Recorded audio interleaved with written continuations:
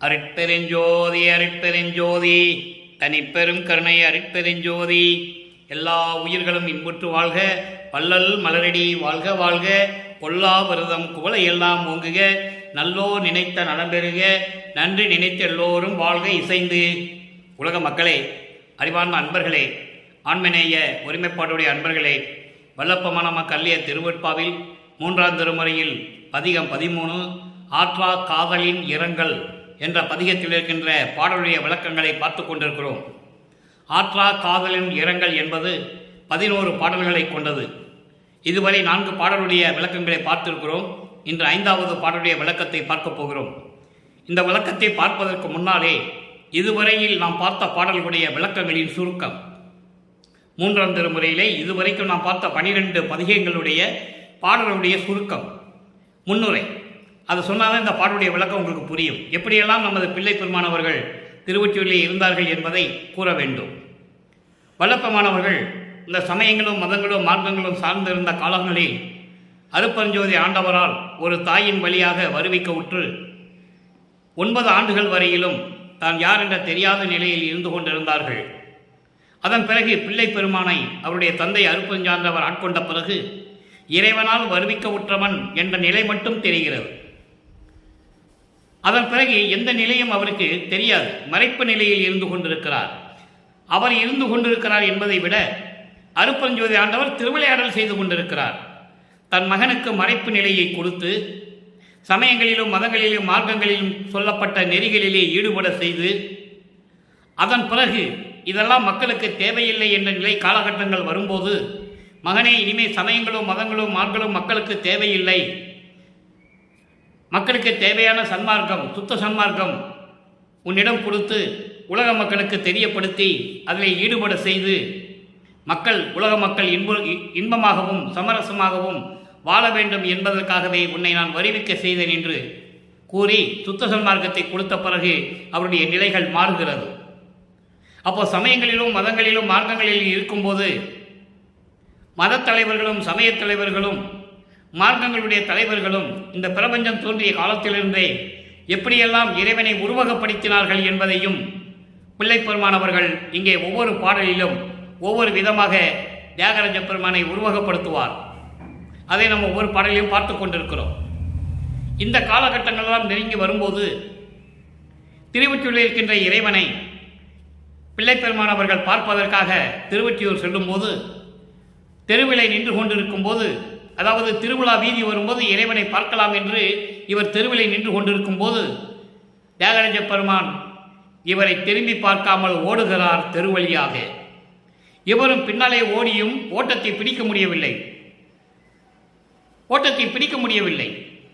அப்போ அந்த நிலையில் இருக்கும்போது இறைவன் காட்சி கொடுப்பதும் மறைந்து விடுவதும் எந்த விதமான அருளை கொடுக்காமல் இருப்பதுமெல்லாம் நாம் ஒவ்வொரு பாடலிலும் பார்த்து கொண்டிருந்தோம். அதன் பிறகு தன்னுடைய மனக்குமுறலை, இறைவனை பார்க்க முடியவில்லையே, நம்மளை பார்த்து ஓடுகிறாரே தெருவழியாக என்று சொல்லி தன்னுடைய மனக்குமுறலை ஒரு நாரையை தூது அனுப்புகிறார். எந்த விதமான பதிலும் இல்லை. கிளிகளையும் தூது அனுப்புகிறார். மனக்குமுறலை கிளிகளிடம் சொல்லி, இறைவனை நான் இப்படியெல்லாம் நினைத்து கொண்டிருக்கிறேன், இறைவனை மீது காதல் கொண்டுள்ளேன், இறைவன் என்னை பார்த்து என்னிடம் வருவதில்லை என்று சொல்லி கிளிகளையும் தூது அனுப்புகிறார். எந்த விதமான பதிலும் இல்லை. அதன் பிறகு தன்னுடைய மன துயரத்தை, உலகிலே எப்படி மனம் துயரம் வரும்போது, குடும்பத்திலே பிரச்சனைகள் வரும்போது குறி கேட்க செல்வார்களோ அதுபோல நமது பிள்ளை பெருமானவர்களும் குறைத்து பெண்ணிடம் போய் குறி கேட்க சென்று அதனாலும் எந்த விதமான பதிலும் இல்லை. இந்த நிலையில் இருக்கும்போதுதான் 13வது பதிகம் உருவாகிறது.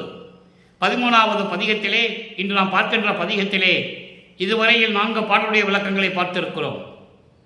இறைவன் வருவதில்லை என்று மனம் வருந்தி தோழியிடம் சொல்லுவது போல, உள்ளத்திடம் சொல்லுவது போல உலக மக்களுக்கு தெரிவிக்கிறார். தன்னை தலைவியாகவும் இறைவனை தலைவனாகவும், தன்னை காதலியாகவும் இறைவனை காதலனாகவும் உருவகப்படுத்தி எப்படியெல்லாம் காதலனை பார்க்க முடியாமல் துடிக்கிறாளோ அந்த நிலையில் இருந்து கொண்டு தோழியிடம் சொல்லுவது போல, உள்ளத்திடம் சொல்லுவது போல உலக மக்களுக்கு தெரிவித்துக் கொண்டிருக்கிறார். அதை தான் நாம் பார்த்து கொண்டிருக்கிறோம். ஏனால் இது மக்களுக்கு, உலக மக்களுக்கு தெரியப்படுத்த வேண்டும். அதனால்தான் திருவெட்பாவுடைய திருமுறைகள் உருவாயிற்று. அவருடைய நிலை என்ன? வள்ளற்பெருமான் யார்? அவருடைய நிலை என்ன? எப்படி உருவாக்கப்பட்டார்? எப்படி வருவிக்க உற்றார்?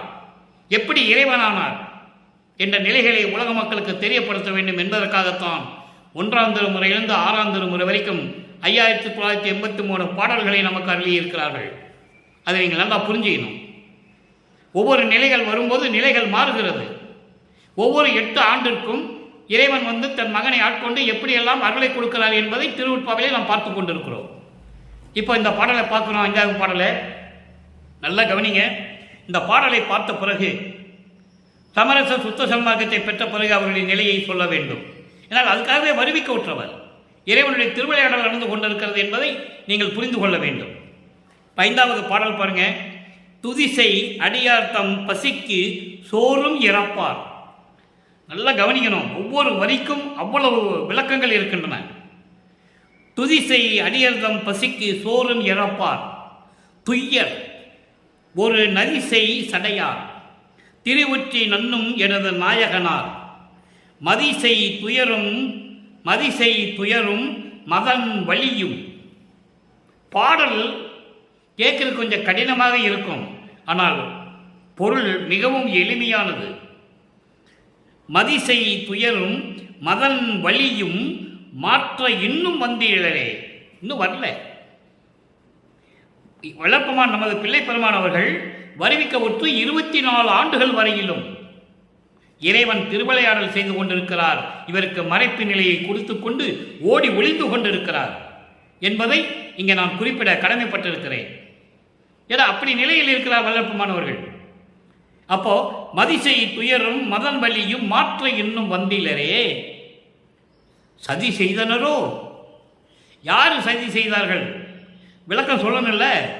சதி செய்தனரோ என்னடி என் சகியே, இனி நான் சகியேனே. சகியை என்பது தோழி. சகியை என்பது தோழி. தோழியிடம் சொல்லுகிறார். ஒரு பெண் ஒரு ஆணை காதலிக்கும் போது அந்த காதலன் காதலியை தன்னை பார்க்க வரவில்லை என்றால் அந்த நிலையை ஒரு தோழியிடம்தான் சொல்லுவாள். தாயிடமோ மற்றவரிடமோ சொல்லுவதில்லை. நெருங்கிய தோழியிடம் சொல்லுவாள். அந்த நிலையில் இருந்து கொண்டு உள்ளத்திடம் சொல்லுவது போல உள்ளத்தை தோழியாக வர்ணனை செய்கிறார். உள்ளத்திடம் சொல்லுவது போல உலக மக்களுக்கு சொல்லுகிறார். அதை நீங்கள் புரிந்து கொள்ள வேண்டும். இப்போ இந்த பாடலில் வருகின்ற பதவுரை. துதிசை அடியார்தம் பசிக்கு சோறும் இறப்பார். தன்னை வணங்குகின்ற அடியார்களுடைய பசிக்கு சோறு பிச்சை எடுத்து கொடுப்பார். சோறு பிச்சை எடுத்து கொடுப்பார் என்பது இங்கே ஒரு நிகழ்வை குறிப்பிட வேண்டும். சுந்தரனை மனதில் நினைத்து கொண்டு இதை சொல்லுகிறார். நல்லா கவனிச்சணும். சுந்தரனுக்கு பசி வரும்போது இறைவன் தெருவிலே போய் பிச்சை எடுத்து கொடுக்கிறார். திருக்கச்சூர் என்ற ஊரிலே சுந்தரன் சொல்லுகிறான் இறைவனிடம், நான் இனிமேல் பிச்சை எடுக்கப் போவதில்லை, எனக்கு அவமானமாக இருக்கிறது. நீதானே என்னை பிறக்க வைத்தாய், உன்னால் தானே பிறந்தேன், நீ தான் எனக்கு பசிக்கு பிச்சை எடுத்து கொடுக்கணும்னு சொல்ற. இந்த நிலையை 1ஆம் திருமுறையிலே திருவிடை புகழ்ச்சியிலே சொல்லுவார். இளப்பொருள் அறிந்து, அதாவது இன்தொண்டர் பசியார. இளப்பொருள் அறிந்து என்பது அது திருநாவுக்கரசருக்கு. இன்தொண்டர் பசியற கச்சூரின் மனைதோறும் இறக்க நடை கொள்ளும் பதம். இறக்க நடை கொள்ளும் பதம் என்பது பிச்சை எடுப்பது. ஆக இறைவன் அடியார்களுக்கு, வணங்குகின்ற அடியார்களுக்கு பசிக்கு பிச்சை எடுத்து கொடுப்பார் என்று சொல்லுகிறார். இன்தொண்டர் பசியற கச்சூரின் மனைதோறும். திருக்கச்சூரில் இருக்கின்ற ஒவ்வொரு வீட்டுக்கும் தெருவிலே சென்று பிச்சை எடுத்து கொண்டு வந்து கொடுத்தார் சுந்தரனுக்கு. அந்த நிகழ்வை இங்க ஒரு வரியில் சொல்லுகிறார். நல்லா கவனிக்கணும் நீங்க. அப்போ துதிசை அடியர்தம் பசிக்கு சோறும் இறப்பார். துய்யர். துய்யர் என்பது தூய்மையானவர், புனிதமானவர். ஒரு நதிசை சடையார். ஒரு கங்கை நதியை சடையில் சூடிக்கொண்டவர். திருவொற்றியூரில் இருக்கும் எனது நாயகனார். திருவொற்றியூரில் இருக்கின்ற நாயகனார். இப்போ நீங்க இந்த ஒரு நிகழ்ச்சியை நல்லா நீங்க மனசுல வச்சுக்கணும். சமயங்களும் மதங்களும் மார்க்கங்களும் சூழ்ந்த நேரத்தில் பிள்ளை பெருமானவர்கள் அங்கே இருக்கும்போது இறைவனை திருவொற்றியூரில் இருக்கின்ற இறைவன் என்று சொல்லுவார். அதுக்கு பிறகு நம்ம பின்னால் விளக்கம் பார்க்க போறோம். அதன் பிறகு அருட்பெருஞ்சோதின்னு சொல்லுவார். வடலூரில் இருக்கின்ற இறைவன் என்று சொல்லுவார். பிரபஞ்சத்திற்கு ஒரே இறைவன் தான் என்று சொல்லுவார். நல்லா நீங்கள் கவனிச்சுட்டே வாங்க. எனது நாயகனார், அவர் தான் எனது நாயகனார். அப்போ அந்த காலகட்டத்தில் அவர் அப்படி தான் சொல்லணும், வேற வழியே கிடையாது. வேற எதுவும் அவருக்கு தெரியாது, பிள்ளை பெருமானவர்களுக்கு அப்போ தெரியாது. இறைவன் மறைப்பு நிலை கொடுத்து திருவிளையாடல் செய்து கொண்டிருக்கிறார் அருட்பெருஞ்சோதியாண்டவர். அதுக்கப்புறம் சொல்ற பாருங்க, மதிசை துயரும், மதிசை துயரும், என் மனம் துயரத்தில் இருக்கிறது, மனம் அலைபாய்கிறது, இறைவனை பார்க்க முடியவில்லை. அவர் பார்த்தும் என்னை திரும்பி பார்க்காமல் தெருவழியாக ஓடுகிறார் என்ற நிலை அவருக்கு இருக்கும்போது அவர் மனம் துயரப்படுகிறது. அது மட்டுமல்ல, மதன் வலியும் மாற்ற என்னும் வந்திலரே. மதன் வலி என்பது காதலினால் ஏற்பட்ட அந்த காமம் இருக்கிறதே. காமம் என்பது ஒரு விரக்தியான வார்த்தை அல்ல, காமம் என்பது ஒரு சுகம். நல்லா புரிஞ்சுக்கணும் நீங்க. அப்படிப்பட்ட இந்த இறைவனை, காதலனை பார்க்க முடியாதனால் ஏற்பட்ட அந்த காமத்தினுடைய வலி இருக்கிறதே, அதை மாற்ற இன்னும் அவர் வரவில்லை, என்னை வந்து பார்க்கவில்லை. சதி செய்தனரோ? யாரு? தேவர்கள் எல்லாம் சதி செய்து விட்டார்களா? யாரு சதி செஞ்சது? என்னை பார்க்க வேண்டாம் என்று சொல்லி உன்னிடம் யாராவது சதி சொன்னார்களா? அதை கேட்டுதான் நீ நடந்து கொண்டிருக்கிறாயா என்று இறைவனை கேட்கிறார் திருவொற்றியூரிலே வைத்து. தோழியே, என்னால் சகித்துக் கொள்ள முடியவில்லை, தோழியே, என்னால் சகித்துக் கொள்ள முடியவில்லை, நான் என்ன செய்வது என்று சொல்லி தோழியிடம் சொல்லுவது போல இந்த பாடலை நமக்கு அருளியிருக்கிறார்கள். இப்போ பதவரை பார்த்துட்டோம். விளக்க உரை நல்லா கவனிங்க. அதாவது தன்னை வணங்கும் அடியார்களுடைய பசிக்கு பிச்சை எடுத்து சோறு கொடுப்பவர் சுந்தரனை மனதில் வைத்துக்கொண்டு சொல்லுகிறார். அதை நீ நல்லா புரிஞ்சுக்கணும். சுந்தரனை மனதில் வைத்துக் கொண்டு சொல்லுகிறார், அது திருவடி புகழ்ச்சியை சொல்லுகிறார். இன்தொண்டர் பசியற கச்சூரின் மனைதோறும். கச்சூரின் மனைதோறும் என்பது திருக்கச்சூரில் இருக்கின்ற ஒவ்வொரு வீட்டுக்கும் போய் பிச்சை எடுத்து சுந்தரனுடைய பசிக்கு கொடுக்கிறார். அதான் சொல்றாரு. அதுக்கப்புறம் ஒரு கங்கையையும் சடையில் கொண்டவர், திருவொற்றியூர் என்னும் ஊரில் இருந்து கொண்டிருக்கின்றவர், எனது நாயகனார், அவர் என்னுடைய காதலன், அவன் மீது காதல் கொண்டுள்ளேன் என்று சொல்லுகிறார். அப்போ அதுக்கு பிறகு பாருங்க, அதாவது எனது மனம் கொடுக்கும் துன்பங்களையும் துயரங்களையும், இறைவனை, என் நாயகனை பார்க்க முடியவில்லை, காதலனை பார்க்க முடியவில்லை என்ற மன வருத்தத்தில் ஏற்பட்ட காமத்தின் வலி. காமம் வந்துட்டு அதுக்கு எவ்வளவு வலி இருக்கணும் சொல்ற. அந்த காமத்தின் வலியையும், காதலினால் ஏற்பட்ட காமம், அந்த காமத்தினால் வந்த வலியையும் போக்குவதற்காக இன்னும் அவர் என்னிடம் வந்து சேரவில்லை.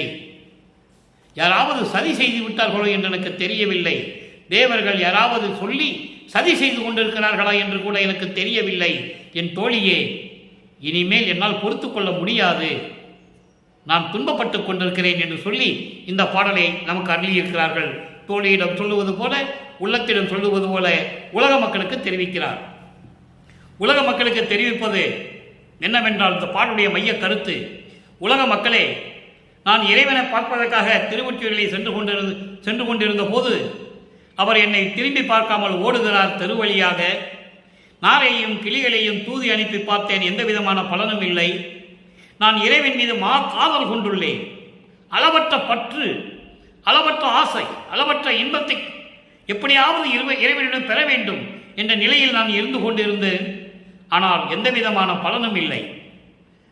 திருவொற்றியூரில் இருக்கின்ற இறைவன் அடியார்களுக்கு பசிக்கு தெருவழியாக பிச்சை எடுத்து சோறு கொடுக்கக்கூடிய இறைவன், புனிதமானவன், திருவொற்றியூரில் இருக்கின்றவன், அவர் எனது நாயகனார். இருந்தாலும் கூட எனது மனக்கவலையை போக்குவதற்கும், இறைவனை பார்க்க முடியவில்லையே, அவனோடு இன்பத்தை அனுபவிக்க முடியவில்லை என்ற காமத்தை தீர்ப்பதற்கும், காமம் என்பது அந்த இன்பமான ஒரு சுகம், அந்த சுகத்தை தீர்ப்பதற்கும் என்னிடம் வந்து சேரவில்லையே. ஒருவேளை யாராவது சதி செய்து விட்டார்களா என்று எனக்கு தெரியவில்லை. உலக மக்களே, தேவர்கள் சதி செய்து விட்டார்களா, இல்லை வேற யாராவது சதி செய்து விட்டார்களா என்று எனக்கு தெரியவில்லை. உலக மக்களே, நான் துன்பப்பட்டு கொண்டிருக்கிறேன். இனிமேல் என்னால் சகித்துக் கொள்ள முடியாது, பொறுத்து கொள்ள முடியாது, அந்த நிலையில் நான் இருந்து கொண்டிருக்கிறேன் உலக மக்களே என்று சொல்லி அந்த பாடலை நமக்கு அருளியிருக்கிறார்கள். அதன் பிறகு காலங்கள் மாறுகிறது, வருடங்கள் உருண்டு ஓடுகின்றன. சுத்த சன்மார்க்கத்தை தந்தையிடம் பெற்றுக்கொள்ளுகிறார். சுத்த சன்மார்க்கத்தை பெற்ற பிறகு அங்கே பார்க்க முடியாத இறைவனை இங்கே எப்படி கண்கொள்ளா காட்சியாக பார்க்கிறார். காட்சி கழிப்பு என்ற தலைப்பிலே 41வது பதிகம் 6ஆம் திருமுறையிலே 5வது பாடல். மூன்றாம் திருமுறையிலே நாம் பார்த்த இந்த 5வது பாடலுக்கு 6ஆம் திருமுறையிலே இறைவனை எப்படி பார்க்கிறார் நல்லா கவனிச்சுட்டே வரணும். அகத்தானை புறத்தானை, அகத்தானை புறத்தானை, அணுவானவனை, அணுவிற்குள் அணுவானவனை, அதல் நூல் உள்ளானை.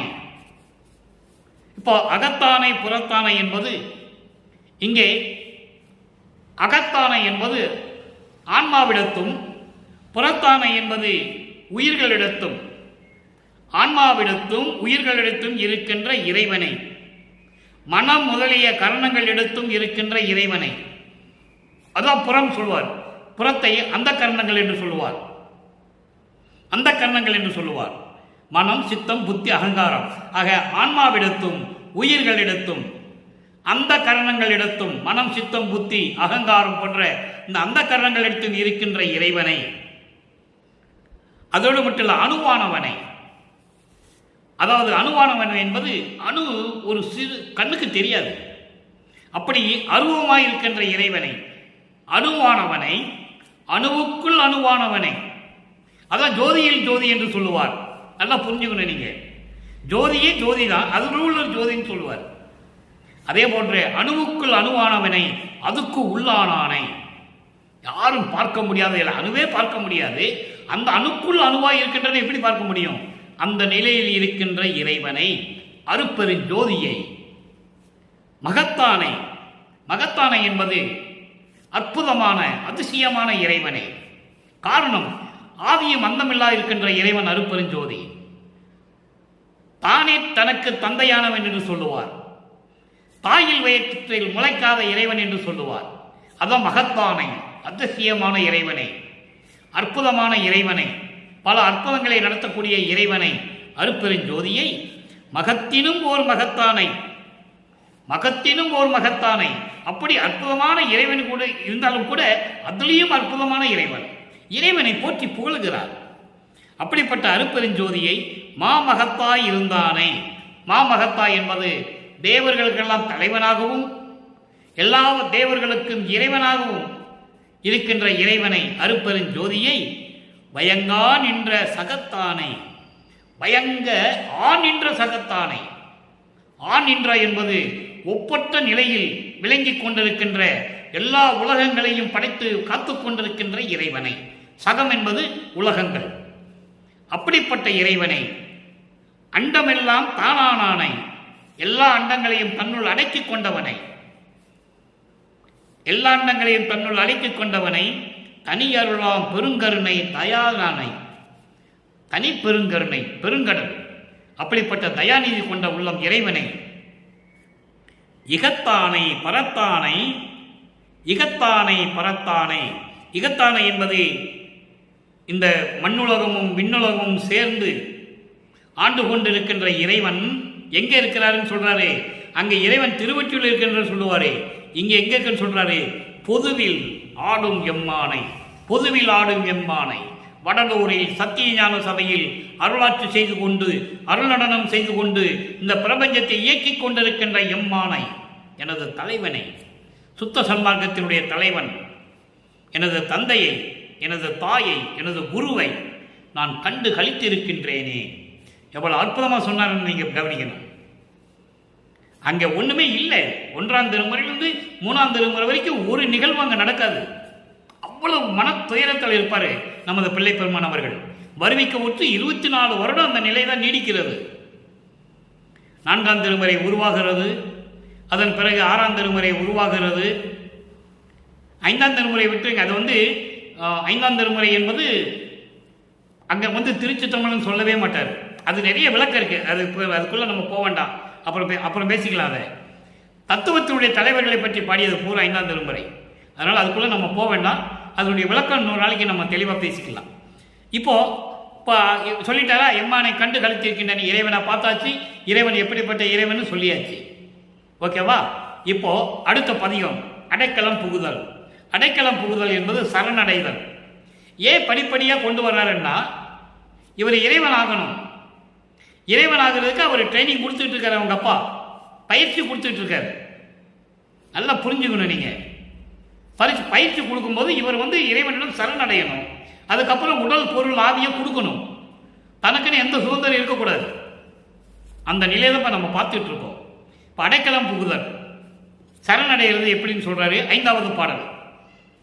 இந்த சரணடைன்னு சொல்றது அவர் சமயங்களிலும் மதங்களிலும் மார்க்கங்களில் இருக்கும்போது ஏற்பட்ட குறைகள் குற்றங்கள்லாம் என்னது, எப்படியெல்லாம் இருந்தது, அதை இறைவன் எப்படியெல்லாம் நீக்கினாருன்னு சொல்லுவார். ஏன்னா அவர் தான் அவர் இருக்க வச்சது தன் மகனை. இப்போ பாருங்க, இகத்தும் பரத்தும் பெரும் பலன்கள் எல்லாம் பெருவித்து, இகத்தும் பரத்தும் பலன்கள் எல்லாம் பெருவித்து, மண்ணுலகிலும் விண்ணுலகில் இருக்கின்ற அத்தனை பலன்களை எல்லாம் எனக்கு கொடுத்து கிடைக்க செய்து எனக்கு அருளி. எவ்வளவு சொல்றாரு பாருங்க, இகத்தும் பரத்தும். இகம் என்பது பூ உலகம், பரம் என்பது விண்ணுலகம். இந்த மண்ணுலகத்திலும் விண்ணுலகத்திலும் இருக்கின்ற எல்லா பலன்களையும் எனக்கு பெருவித்து, பெருவித்தென்றால் எனக்கு அருளி, எனக்கு கொடுத்து, இம்மையிலே முகத்தும் உலத்தும் களித்துளும்ப. இம்மையிலே, இம்மையிலே என்பது இப்போ இந்த மண்ணுலகிலே, இப்ப இந்த நடக்கின்ற காலங்களிலே, என்னால் வருவிக்க உற்று கலியுகத்தினுடைய இறுதி கட்டத்தில் என்னை வருவிக்க செய்து இந்த மண்ணுலகத்திலே இப்பொழுது முகத்தும் உலத்தும் களித்துளும்ப. உடலும் உள்ளமும், முகம் என்பது உடல், நல்லா கவனிக்கணும். உடல் உள்ளம், உடலும் உள்ளமும் களி துளும்ப மகிழ்வோடு இருப்பதற்காக, பொலிவோடு, அழகாக, பொலிவோடு, இன்பமாக இருப்பதற்காக மூவா இன்ப நிலை அமர்த்தி. மூவாது இன்ப நிலை, வயது அடையாத நிலை, என்றும் இளமையாக இருக்கின்ற நிலை, மரணமில்லா பெருவாழ்வு. அதான் சுத்த தேகம், புரண தேகம், ஞான தேகம். சுத்த தேகம் சுத்த தேகத்தை அடைந்தவர்களுடைய வயது 8 வயது பிள்ளை மாதிரி தெரிவாங்களாம். எத்தனை வயசானாலும் சரி, அவங்களுக்கு தான் இறப்பு கிடையாது இல்லை, மரணம் கிடையாது இல்லை. 8 வயசு குழந்தை மாதிரியே அந்த பொடிவோடு இருப்பாங்களாம். புரண தேகம் இருக்கிறவங்க 5 வயது பிள்ளை எப்படி இருக்கும் அந்த மாதிரி பல பல பல பலன்னு இருக்குமா. அதான் இங்க சொல்றாரு, முகத்தும் உலத்தும் களித்துளும்ப மூவா இன்ப நிலை அமர்த்தி. எவ்வளவு அற்புதமா சொல்றாரு பாருங்க. உள்ளமும் உடலும் மகிழ்வோடு இருக்கணும்னா, சந்தோஷமாக பொடிவோடு இருக்கணும்னா மூவா நிலை வேண்டும். மூப்பாத நிலை, வயதாகாத நிலை வேண்டும். அப்ப இளமையாகவே இருக்கணும். அப்போ சுத்த தேகம் புரண தேகம் இருக்கு. ஞான தேகம் அருவமாக இருக்கும். அருவம் உருவம் எல்லாம் சேர்ந்தது அது. அப்போ அந்த நிலையை எனக்கு கொடுத்து, அப்படிப்பட்ட உடம்பையும் நிலையையும் எனக்கு கொடுத்து, சகத்து உள்ளவர்கள், நண்பர்களே நல்லா கவனிக்கணும். இதெல்லாம் உலக மக்களுக்கு யாரும் சொல்லலை. வல்லப்பமனை பற்றி யாருமே ஒன்றுமே சொல்லலை. சொன்னாங்க, சாப்பாடு போட சொன்னார். அங்கே பிறந்தார், இங்கே பிறந்தார், வந்தார், போனார், ரூமுக்குள்ளே போனார், பூட்டிக்கிட்டாரு, மறைஞ்சிட்டாரு, ஓடி போயிட்டார், இப்படி தான் சொன்னாங்க. என்ன சொல்கிறாரு பாருங்க, நல்லா கவனிக்கணும். சகத்து உள்ளவர்கள் மிக துதிப்ப தக்கோன் என வைத்து, தக்கோன் என வைத்து, இந்த உலகத்தில் இருக்கின்ற அத்தனை பேரும் என்னை போற்றி புகழும்படி இவன் தகுதியானவன் என்ற நிலையில் என்னை வைத்து என்று சொல்ற. தக்கோன் அவங்க அப்பாட்ட சொல்றாரு, இப்படியெல்லாம் என் நிலையில் வைத்து விட்டாய் என்று சொல்லுகிறார். உலகத்தில் எல்லாரும் என்னை போற்றி வணங்கும்படி இவன் இறைநிலையில் இருந்து வணங்கக்கூடிய நிலைக்கு தகுதியானவன் என்ற நிலையில் என்னை வைத்து. யார் சொன்னது? பிரபஞ்சத்தில் யாருமே சொன்னதில்லை. எந்த முனிவனும் எந்த ரிஷியும் இப்படியெல்லாம் யாரும் உலக மக்கள்கிட்ட சொன்னதே இல்லை. போனாங்க காட்டுக்குள்ள கடலுக்குள்ள எங்கேயாவது ஒளிஞ்சுக்கிட்டு ஏதாவது பண்ணிக்கிட்டு இருந்துக்கிட்டு இருந்தாங்க. யார் மக்களோட மக்களா இருந்தது? சொல்றாரு, உலகத்தில் இருக்கிறவர்கள் என்னை போற்றி வணங்கி மகிழும்படி. எப்படி வணங்குறாங்களா? இவன் இறைநிலைக்கு, கடவுள் நிலைக்கு தகுதியானவன் என்ற நிலையில் என்னை வைத்து, என்ற நிலையில் வைத்து என்னுடைய அகத்தும் புறத்தும், அகம் புறம் என்பது இங்கே அதேதான், என்னுடைய ஆன்மாவிலும் உயிரிலும் கலந்து அந்த கரணங்களை எல்லாம் அடக்கி, சூக்கம தேகத்திலும் சூழம தேகத்திலும், சூக்கம் தேகம் தூள தேகம் 2 தேகத்திலையுமே விளங்குகின்றாய் அடியேன் முன்னன் அடைக்கலமே. எல்லாருளையும் பெற்ற பிறகு தந்தையிடம் சரணம் அடைகிறார். அடைஞ்சுதான் ஆகணும். 2 பேரும் ஒன்னாகணும்ல, தனித்தனியாக இருக்க முடியாது.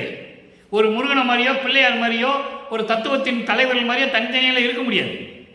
இவங்க 2 பேரும் ஒன்னாகணும். காலகட்டங்கள் நெருங்கி கொண்டு இருக்கிறது. அப்போ அவர்கிட்ட சரணடையணும், அடைக்கலமாகணும். இவர் உடல் பொருள் ஆவியெல்லாம் அவருக்கு கொடுக்கணும். அந்த நிலையை தான் நம்ம பார்த்துக்கிட்டு இருக்கோம். கடைசியில் இறைவன் ஆவார், அதான் பார்க்க போகிறோம். அடுத்து பற்றாறுத்தல். இப்போ சொல்லிட்டாரு, உலகத்தில் இருக்கிறவங்கெல்லாம் இவன் இறைநிலைக்கு தகுதியானவன், வணக்கத்திற்கு உரியவன், போற்றக்கூடிய உரியவன் என்று சொல்லி உலக மக்களெல்லாம் என்னை வணங்கி கொண்டிருக்கிறார்கள் என்று சொல்லுகிறார். அடுத்து சொல்றாரே பற்றறுத்தல், 66வது பதிகம் பற்றறுத்தல், 5வது பாடல். 3ஆம் திருமுறையில் இருக்கின்ற 5வது பாடலுக்கு இங்கே இவ்வளவு விளக்கம் இருக்கு. சுத்த சன்மார்க்கத்தில் பற்றா இருக்கணும், தன் உடல் பொருள் ஆதி எல்லாத்தையும் கொடுக்கணும், ஒன்னாகணும்ல, தனித்தனியாக இருக்க முடியாது. அதனால எப்படி சொல்றாருன்னு பார்க்கலாம். தருணத்துக்கு ஏற்றவாறு சொல்லி எவ்வளவு அற்புதமா சொல்றாரு, நீங்க கவனிக்கணும். மனம் அவ்வளவு சுகமா இருக்கும், கேட்க பூரிப்பா இருக்கும். எப்படிப்பட்ட இறைவன் நமது வல்லற்பமானவன் உங்களுக்கு புரியணும் இல்ல. தருணத்துக்கு ஏற்றவாறு சொல்லி பின் மாற்றும் தப்புரை இது அன்று. சும்மா நேரத்துக்கு ஏதோ போய் சொல்லிட்டு அப்புறம் மாற்றி பேசுறதெல்லாம் கிடையாது. நான் சொல்றது சத்தியம் சொன்னேன். எப்படி சொல்ற பாருங்க. அதாவது தருணத்துக்கு ஏற்றவாறு சொல்லி நேரத்துக்கு ஏற்றவாறு பொய் பேசி பின்னால் அதை மாற்றி பேசி பொய்யாக பேசுறது அல்ல. நான் சொல்றது சத்தியம் சொன்னேன். அவங்க அப்பாட்ட சொல்றாரு, அடுப்பஞ்சோதிக்கிட்ட, ஏன்னா உடல் பொருள் ஆவியை கொடுக்கணும். அப்பா அந்த நிலையில் இருந்துட்டு அப்பா கிட்ட சொல்லணும், அப்பா அதை ஏற்றுக்கணும். எல்லா விஷயங்களும் இங்கே இருக்கு பாருங்க. அப்போ நான் நேரத்துக்கு ஏற்றபடி பொய் சொல்றவன் கிடையாது, மாற்றி பேசுறவன் கிடையாது. நான் சத்தியம் சொல்லுகிறேன். எப்படி? கருணை பெருக்கனில் கலந்து அளவற்ற கருணையோடு என் உள்ளத்திலே கலந்து கனவினும் நனவினும் கழிப்ப அருள்கின்றீர். சொல்லிட்டாரா எப்படியெல்லாம் அருளை வாங்குறாருன்னு? உள்ளத்திலே கருணையோடு கலந்து, மிக கருணையோடு கலந்து, அளவற்ற கருணை கொண்டு என் மீது என் உள்ளத்திலே கலந்து கனவினும் நனவினும் அருள்கின்றீர். கனவிலும் சரி, நனவிலும் சரி, முழிப்பு நிலையிலும் சரி, தூங்கினாலும் கனவுலும் கூட சரி, நீங்கள் எனக்கு அருள் கொடுத்து கொண்டிருக்கிறீர்கள். அப்படிப்பட்ட இறைவன் என்று சொல்லுகிறார் பாருங்க. வருண பொதுவிலும் மா சமூகத்து, வருண பொதுவிலும் மா சமூகத்துக்கு 2 விதமாக சொல்லுவார். நல்லா கவனிக்கணும். வருண பொதுவிலும் என்பது அருள்மலை பொழிந்து கொண்டிருக்கின்ற வருணன் என்பது மழை. அருள்மலை பொழிந்து கொண்டிருக்கின்ற சத்தியஞான சபையிலும் மா சமூகத்து, உங்களுடைய தேவரின் சமூகத்துக்கு, விண்ணுலகத்துக்கு சேர்த்து தான் சொல்றேன்னு சொல்றாரு. மா சமூகத்து தேவரின் சமூகத்துக்கும் சரி, என் வன் பொருள் ஆவியை நண்போடு கொடுத்தனன். என்னிடம் இருக்கின்ற இந்த உடல் பொருள் ஆவினா உயிர், எல்லாவற்றையும் உனக்கு நான் அன்போடு கொடுத்து விட்டேன், நண்போடு கொடுத்தேன், விரும்பி நட்போடு நான் கொடுத்து விட்டேன். தன்னுடைய உடல் பொருள் ஆவியை கொடுத்து சொல்லிட்டாரா? இப்ப பாருங்க. இருள் நச்சறுத்த முதல் தரவல்லீர், இருள் நச்சு அறுத்த முதல் தரவல்லீர், என்னை பள்ளி எழுப்பி மெய் இன்பம் தந்தீரே. அதாவது உலக வாழ்க்கையிலே தூண்டு கொண்டிருந்த அறியாமையையும் முதல் எல்லாவற்றையும் நீக்கி, அறியாமை முதல் இருள் சூழ்ந்த என்னை, சமயங்களும் மதங்களும் மார்க்கங்களில் இருந்த போது என்னை இருள் சூழ்ந்து கொண்டது, எனக்கு எதுவுமே தெரியாது. அப்படி அறியாமையில் இருந்த என்னை தூக்கி எடுத்துட்டு வந்து சுத்த சன்மார்க்கத்தை கொடுத்து எல்லா அருளையும் கொடுத்தீரே. என்னை பள்ளி எழுப்பி மெய் இன்பம் தந்தீரே. என்னை அறியாமையிலிருந்து நீக்கி இருளிலிருந்து வெளியே கொண்டு வந்து எனக்கு மெய் இன்பம் தந்தீரே, எனக்கு பேரின்பமான இன்பத்தை எனக்கு கொடுத்து விட்டீரே என்று சொல்லுகிறார். இப்போ இந்த உடல் பொருள் ஆவியை கொடுத்ததை அகவல்ல ஒரு இடத்துல சொல்லுவாரு. அதை நான் கண்டிப்பாக சொல்லியே ஆகணும். அகவல் 1107, 1108 அந்த 2 வரியில சொல்லுவார் பாருங்க. என் உடல், என் உயிர், என் அறிவு, அதான் பொருள்னு சொல்லுவார். அவர்கிட்ட என்ன பொருள் இருந்தது? அவருடைய அறிவு தானே பொருள். நல்லா நீங்க புரிஞ்சுக்கணும். அதை தான் இங்கே பொருளை அறிவு என்று சொல்லுகிறார். என் உடல், என் உயிர், என் அறிவு எல்லாம் தன்னவென்று ஆக்கிய தயவுடை தாயே. இவர் கொடுக்கிறாரு, அவர் ஏற்றுக்கிட்டார். சொல்லணும்ல உலக மக்களுக்கு. அதை அகவல்ல சொல்றாரு. என் உடல், என் உயிர், என் அறிவு அத்தனையும் தன்னென்று ஆக்கிய என்னுடைய தயவுடை தாயே என்று சொல்லுகிறார். தாய் உள்ளம் கொண்ட இறைவன் என்று சொல்லுகிறார். ஆக இவர் உடல் பொருள் ஆவியை கொடுத்துட்டாரு, அவர் வாங்கிக்கிட்டார். அடுத்த ஒரு நிலை, இப்போ எல்லாம் கொடுத்தாச்சு, வாங்கியாச்சு, இப்போ அவர் இறைவன் ஆகணும்ல. அதுக்கு பார்க்குறோம் 71வது பதிகம் அந்தோ 10 என்ற பதிகத்திலே 2 வரி பாடல். பாடலே 2 வரி தான், அற்புதமாக இருக்கும். 5வது பாடல், துன்பமெல்லாம் ஒரு கணத்தில் தொலைத்து. துன்பமெல்லாம் அப்போ இறைவனை கண்பெல்லாம் காட்சியை பார்த்தாச்சு, எப்படிப்பட்ட இறைவன் சொல்லியாச்சு, வடலூரில் இருக்கின்ற இறைவன் சொல்லியாச்சு, அவருடைய அருள் நிலை எப்படியெல்லாம் பெற்றான்னு சொல்லியாச்சு, அடைக்கலம் புகுந்தாச்சு, பற்றுகளை கொடுத்தாச்சு, உடல் பொருள் ஆவியெல்லாம் கொடுத்தாச்சு, அவரும் ஏற்றுக்கிட்டாச்சு, எல்லாம் முடிஞ்சது. இப்போ 71வது பதிகம் அந்தோ 10 5வது பாடல், துன்பமெல்லாம் ஒரு கணத்தில் துளைத்து. துன்பமெல்லாம் ஒரு கணத்தில் துளைத்து. அவருக்கு என்ன துன்பம் இருந்தது? இறைவன் அவருக்கு ஏது துன்பம்? அப்போ என்ன துன்பம் சொல்லணும்ல. சமயங்களிலும் மதங்களிலும் மார்கழியை இருக்க வச்சு 24 வருடங்கள் என்ன நான் பட்ட துன்பம் போதாதா என்று சொல்லுவார். அந்த துன்பங்களை எல்லாம் நீக்கி அருளி, நல்லா கவனிக்கணும், அருளி என்னாலும் சுகத்தில் ஓங்க அன்புடையான். என்னாலும் சுகத்தில் ஓங்க. எந்த நாள அதாவது எல்லா நாட்களும், என்னாலும், இனிமேல் வருகின்ற காலங்களில், எல்லா ஆண்டுகளிலும் நான் பேரின்பமாக விளங்கும்படி அன்புடையான் அன்பளத்தான் அருள்ஜோதி எனக்கு அளித்தான். சொல்லிட்டாரா? அருப்பரஞ்சோதி எனக்கு அளித்தான். அவ்வளோ முடிஞ்சு போச்சு. அப்போ அவர் இறைநிலைக்கு வந்துட்டார். யாராவது சொல்லிக்காங்களா இது வரைக்கும்? பிரபஞ்சம் தோன்றி காலத்திலிருந்து யார் வேணா இருக்கட்டும், எல்லாம் அருள் கிடைக்கணும் கோவிச்சுட்டு போனவன் இருந்திருக்கான், ஓடி போய் கடலுக்குள்ள ஒளிஞ்சவன் இருந்திருக்கான், காட்டுக்குள்ள ஒளிஞ்ச இருந்திருக்கான், ரிஷிகளும் முனிவர்களும் எத்தனையோ பேர் யார் யாருக்கோ பயந்துட்டு ஓடி ஒளிஞ்செல்லாம் இருந்திருக்கான். பிரம்மனும் திருமால் கூட ஒளிஞ்சிருக்காங்க, அரக்கர்களுக்கு பயந்துக்கிட்டு, தேவையில்லாமல் யோசிக்காம அறிவில்லாமல் அவன் தவம் இருக்கிறான்னு சொல்லி அருளை கொடுத்துட்டு ஓடி ஒளிஞ்சிருக்காங்க. அந்த நேரத்திலலாம் அருப்பஞ்சாண்டவர் தான் காப்பாற்றியிருக்காரு. அப்போ அருப்பஞ்சோதனை யாரும் சொல்லலை. இந்த சமயங்களும் மதங்களும் மார்க்கெட் சேர்ந்து என்ன சொல்லிட்டாங்க? சிவபெருமான்ட்டாங்க. சிவபெருமான், ஈஸ்வரன், சொக்கநாதன், நடராஜன் இப்படிலாம் சொல்லிட்டாங்க. அருப்பஞ்சோதனை யார் சொன்னது? யாருமே சொல்லலை. நம்ம பெருமான் சொல்கிறாரு, வளர்ப்பமான் சொல்கிறார். ஏன்னா அவருடைய பிள்ளை அவர், அப்பனை பற்றி சொல்லி ஆகணும்ல. பிரபஞ்சத்தில் மூடி மறைச்ச உண்மைகளெல்லாம் திருவருட்பாளர் சொல்கிறாரு. அதான் சொல்கிறார் இங்கே, அருள்ஜோதி எனக்கு அளித்தான். இறைநிலைக்கு வந்துட்டார். இப்போ சுத்த சன்மார்க்க நிலை. சுத்த சன்மார்க்க நிலை என்ன என்பதை உலக மக்களுக்கு சொல்லணும். 72வது பதியத்தில் சுத்த சன்மார்க்க நிலை சொல்றாரு. 5வது பாடல்ல சொல்றாரு, நல்ல கவனிங்க. கருணையிலா ஆட்சி கடிகி ஒளிக.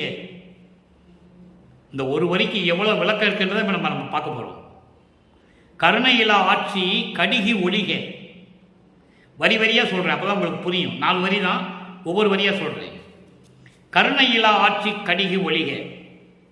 இந்த பிரபஞ்சம் தோன்றிய காலத்திலிருந்தே கிரேத யுகம், திரேத யுகம், துவார யுகம், கலியுகம், இந்த 4 யுகங்களிலுமே கலியுகம் முடிஞ்சிருச்சு. 1900 கலியுகம் முடிஞ்சிருச்சு. இப்போ நம்ம சுத்த சன்மார்க்க காலத்தில் இருக்கிறோம், ஒளி யுகத்தில் இருந்து கொண்டு இருக்கிறோம். அது இறைவன் சொல்லியாச்சு, திருவருட்பாவில் இருக்கு. அப்போ இந்த 4 யுகங்களிலுமே இந்த சமயங்களும் மதங்களும் மார்க்கங்களும் தோற்றுவித்து, இந்த சமய தலைவர்களும் மார்க்கத்தின் தலைவர்களும் யாரு? பிரம்மனு, திருமாலு, ஈஸ்வரன், சதாசிவம், மகேஸ்வரன், இந்த பத தலைவர்கள், இந்திரன், இவங்கெல்லாம் சேர்ந்துக்கிட்டு எல்லாத்தையும் உருவாக்கி அங்கங்க கோயில்களை அமைச்சு வழிபட வைத்து, இல்லாத சேட்டைகள்லாம் செஞ்சு, தீய காரியங்கள் எல்லாம் செஞ்சு, மக்களை துன்புறுத்தி கொடுமைப்படுத்தி கருணையில்லா ஆட்சி செய்து கொண்டிருந்தார்கள். கருணையில்லா ஆட்சி கடிகி ஒளிக. எல்லாம் அது முடிஞ்சு போச்சு, இனிமேல் அது ஒளிந்து விட்டது என்று சொல்லுகிறார். பிரபஞ்சம் தோன்றிய காலத்திலிருந்தே சமயங்கள், மதங்கள், மார்க்கங்கள் இவைகளை எல்லாம் உருவாக்கி மக்களை அதில் ஈடுபட வைத்து ஆட்சி செய்து கொண்டிருந்தார்கள். இந்த பிரபஞ்சத்தை இயக்கிக் கொண்டிருந்தார்கள். அதெல்லாம் ஒழிய வேண்டும். ஒழிய வேண்டும் என்றால் சுத்த சன்மார்க்கத்தை உலக மக்கள் பெற வேண்டும். உலகம் முழுவதும் சன்மார்க்கம் சமரசமாக விளங்க வேண்டும். அதான் கருணையில்லா ஆட்சி கடிகி ஒளிகை என்று சொல்கிறார். அவங்களுக்கெல்லாம் கருணையே கிடையாது. உயிர்களை கொலை செய்தார்கள், போர் தொடுத்தார்கள், அடுத்தவனுடைய மனைவியை கவர்ந்து சென்றார்கள். எல்லாம் உண்டு இல்லை, உங்களுக்கு எல்லாம் தெரியல, புராணங்கள் இருக்குல்ல. அதை தான் ஒரு வரியில் சொல்றார். மண்ணாசை பெண்ணாசை பொன்னாசை கொண்டு கருணை இல்லாமல் உயிர்களை கொன்று ஆட்சி செய்து கொண்டிருந்தார்கள். அங்க தேவர்கள் முதல் மன்னவர்கள் வரை எல்லாருமே உண்டு. அப்படிப்பட்ட ஆட்சி ஒழிக வேண்டும், ஒழிய வேண்டும். அப்படி என்றால் உலக மக்களே நீங்கள் சன்மார்க்கத்தை பெற வேண்டும், சுத்த சன்மார்க்கத்தை பெற வேண்டும். அடுத்து சொல்றார் பாருங்க, இனிமேல் இந்த உலகத்தை யார் ஆட்சி செய்வது? அருள் நயந்த நன்மார்க்கர் ஆள்க. அருள் நயந்த நன்மார்கள் ஆள்க. அருள் நயந்த நன்மார்கள் யார்? கொலையும் புலையும் தவிர்த்து இறைவன் ஒருவனே என்ற நிலையில் இருந்து கொண்டு உருவ வழிபாட்டை முற்றிலுமாக தவிர்த்து சங்கற்ப விகற்பங்களை எல்லாம் தவிர்த்து இறைவனை வணங்குகின்ற சுத்த சன்மார்க்கத்தை சேர்ந்தவர்கள் உருவாவார்கள். அவர்கள் உருவாகி இந்த பிரபஞ்சத்தை ஆள வேண்டும் என்று சொல்லுகிறார். அருள் நயந்த நன்மார்கள் ஆள்க. சுத்த சன்மார்க்கத்தை சேர்ந்தவர்கள் இந்த உலகை ஆள வேண்டும். அது மட்டும் இல்லை, தெருள் நயந்த நல்லோர் நினைத்த நலம் பெறுக. அருள் பக்குவம் கொண்ட நல்லவர்கள் விருப்பப்படி நீங்கள் அருளை பெற்றுக்கொண்டு வாழ வேண்டும். நன்றி நினைத்து எல்லோரும் வாழ்கை செய்து எல்லாமே நல்லதாகவே நினைத்து, நன்று நினைத்து என்பது நல்ல உள்ளத்தை கொண்டு, நல்ல எண்ணங்களை சுமந்து கொண்டு, நல்ல செயல்களை செய்து கொண்டு, நல்ல வகையிலேயே செய்து கொண்டு, சுத்த சன்மார்க்கத்தில் இருந்து கொண்டு நீங்கள் உலக மக்கள் எல்லோரும் வாழ்க வாழ்க வாழ்க விரும்பி சமரசமாக நீங்கள் இருக்க வேண்டும், வாழ வேண்டும். அதுதான் சுத்த சன்மார்க்க நிலை என்று சொல்லுகிறார். எவ்வளவு அற்புதமான விளக்கம் உலக மக்களுக்கு கொடுத்திருக்கார் பாருங்க. யார் சொன்னது? அதுக்காக தானே இவர் வருவிக்க விட்டார் நமது இறைவன் வல்லற்பமானவர்கள்.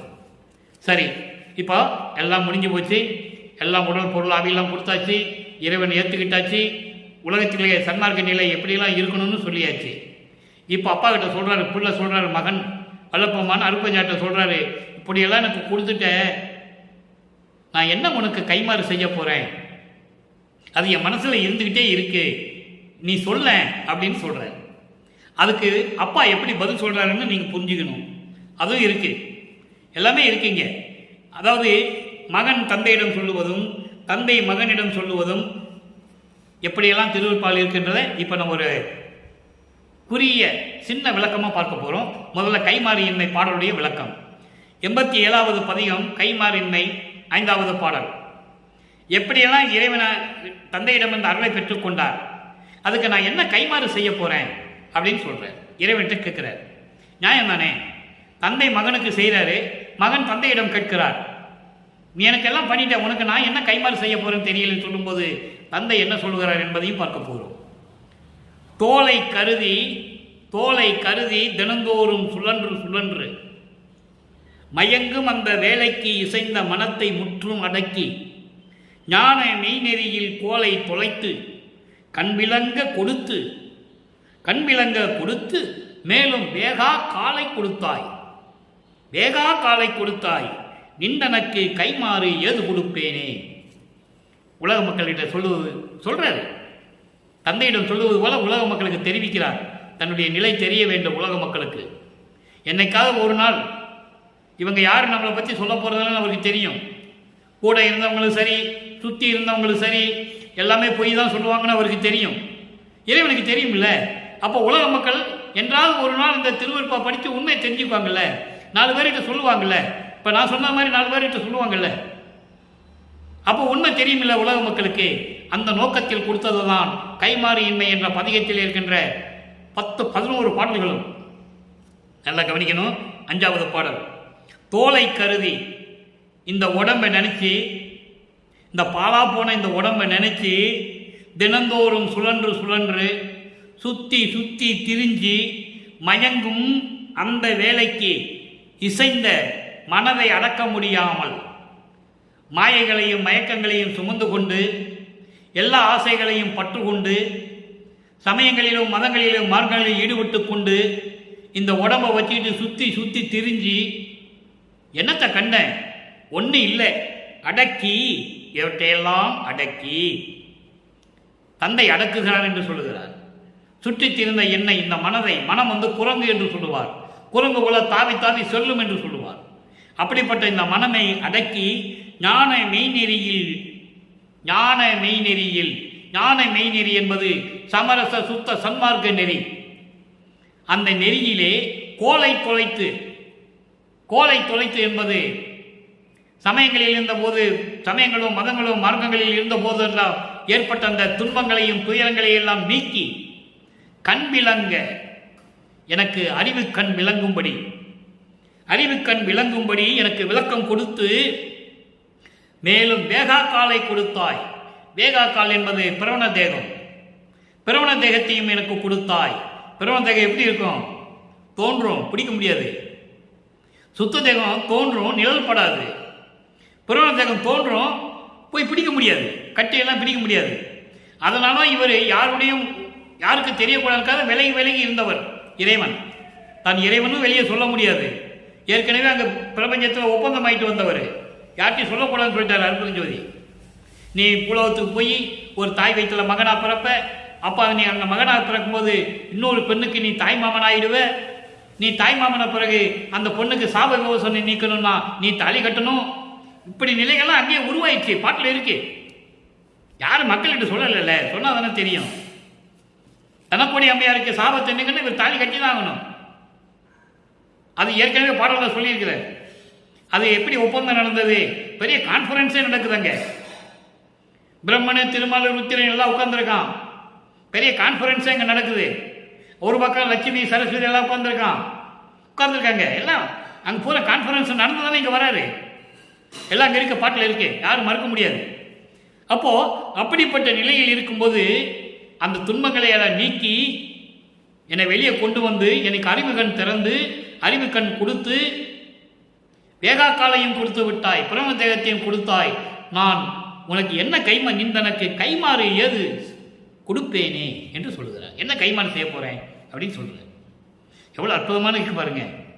அப்போ இங்க என்ன சொல்லுவாங்கன்னா, கோலை தொலைத்து கண் விளக்கம் கொடுத்துன்னு சொல்லும்போது, ஒரு குருடன் கோல் வச்சு நடந்துட்டு போறான், கண்ணு தெரியாம. அவனுக்கு ஒரு கோலை கொடுத்து போப்பான்னு சொல்லி அந்த ரோட்டை கடத்தி விடுறது, அந்த விளக்கம் இல்லை இது. நல்லா புரிஞ்சுக்கணும் நீங்க. கோலை துளைத்து கண் விளங்க என்பது சமயங்களிலும் மதங்களிலும் மார்க்கங்களில் இருந்த நெறிகளை எல்லாம் எனக்கு நீக்கி அறிவு கண்ணை விளங்கும்படி செய்து எனக்கு வேகாக்காலையும் கொடுத்து புரணதேகத்தை கொடுத்த இறைவனே, என் தந்தையே, உனக்கு என்ன கைமாறு செய்ய போகிறேன் என்று சொல்லுகிறார். அப்போ அவங்க அப்பா சொல்றாரு, மகனே, இது என் கடமை மகனே, நீ என் மகன் அல்லவா, என் குலத்தின் மூத்த மகன் அல்லவா, சுத்த சன்மார்க்கத்தின் ஒரே தலைமகன் நீதானே, ஆதியும் அந்தமும் அறிந்தனை நீயே ஆதி என்று அருளிய அருட்பெருஞ்சோதி அகவல்ல வரும். இந்த பிரபஞ்சத்தினுடைய உண்மையையும் முதலையும் முடிவையும் யாருமே அறிந்ததில்லை. அப்படி அறிந்து கொண்டதில் நீதான் முதலானவன், நீயே ஆதி என்று சொல்வார். நீதான் முதலில் தெரிந்து கொண்டாய். நீ எதுக்கு எனக்கு கைமாறு தர வேண்டும்? நான் உனக்கு எல்லாமே கொடுத்து விட்டேன். அருட்பெருஞ்சோதியை கொடுத்து விட்டேன், திருஅருள் செங்கோலாட்சி கொடுத்து விட்டேன், முத்தேகத்தையும் கொடுத்து விட்டேன், உன்னை இறைநிலையிலே கடவுள் நிலையை ஆக்கி விட்டேனே, நீ இந்த பிரபஞ்சத்தை இயக்குவாயாக என்று சொல்லுவார். உளவாது நீடூழி விளையாடுக என்று சொல்லுவார். பாடல்கள் இருக்கு. இவர் கைமாறு என்ன கொடுப்பேன்னு சொல்லும்போது அவங்க தந்தை உள்ள உருகி மகனிடம் சொல்லுகிறார், மனம் நெகிழ்ந்து, மகனே, நீ பயப்படாதே, நான் ஒன்று நினைக்க மாட்டேன், உன்னிடமிருந்து எந்த கைமாறும் எனக்கு தேவையில்லை, நீ என் மகன் அல்லவா. தந்தை மகனுக்கு செய்வது எதுக்கு கைமாறு தேவை? உபகரணம் எதுக்கு தேவை? உதவி எதுக்கு தேவை? தேவையில்லை மகனே, உனக்கு எல்லாமே கொடுத்து விட்டேன், இறைவனாகி விட்டேன், நீ விளையாடுக என்று சொல்லுவார். உளவாது நீடூழி விளையாடுக என்று சொல்லுவார். பாடலில் உண்டு. ஆக அப்படிப்பட்ட நிலையில் இருக்கின்றவர் நமது இறைவன் வல்லப்பமானவர்கள் என்பதை கூறி, உலக மக்களே, நீங்களும் சுத்த சன்மார்க்கத்தில் இருந்து கொண்டு கொலையும் புலையும் தவிர்த்து சைவ நெறியில் இருந்து கொண்டு இறைவனை வணங்கி எந்த விதமான உருவ வழிபாடும் இல்லாமல் சங்கற்ப விகற்பங்கள் இல்லாமல் ஆராதனை பண்ணுறது. தீபத்துக்கு எதுக்கு அபிஷேகம் பண்ண முடியுமா? தீபத்தில் போய் மாலையை போட முடியுமா? மாலை கருகி போகும். அது போய் எப்படி அபிஷேகம் பண்ணுறது, என்ன அர்ச்சனை பண்ணுறது? அதெல்லாம் தேவையில்லைன்ற. அப்படிப்பட்ட நிலையிலிருந்து கொண்டு மண் விளக்கிலே அகல் விளக்கிலே மண் அகல் விளக்கிலே தீபமேற்றி முன்னாலே அமர்ந்து கொண்டு ஒன்றும் வேண்டாம். அருட்பெருஞ்சோதி மகாமந்திரம் மட்டும் சொல்லுங்க. அருட்பெருஞ்சோதி அருட்பெருஞ்சோதி தனிப்பெருங்கனை அருட்பெருஞ்சோதி மகாமந்திரத்தை உச்சரித்து இறைவனுடைய அருளையும் செல்வங்களை எல்லாம் பெற்றுக்கொண்டு இந்த வையகத்திலே நீங்கள் வாழ்வாங்க வாழ வேண்டும் என்று இறைவனோட தயவோடையும் கருணையோடையும் கூறிக்கொண்டு இந்த வள்ளலார் புலியன் விடைபெறுகிறேன். மீண்டும் நாளை சந்திப்போம். நன்றி, வணக்கம். அருட்பெருஞ்சோதி அருட்பெருஞ்சோதி தனிப்பெரும் கருணை அருட்பெருஞ்சோதி.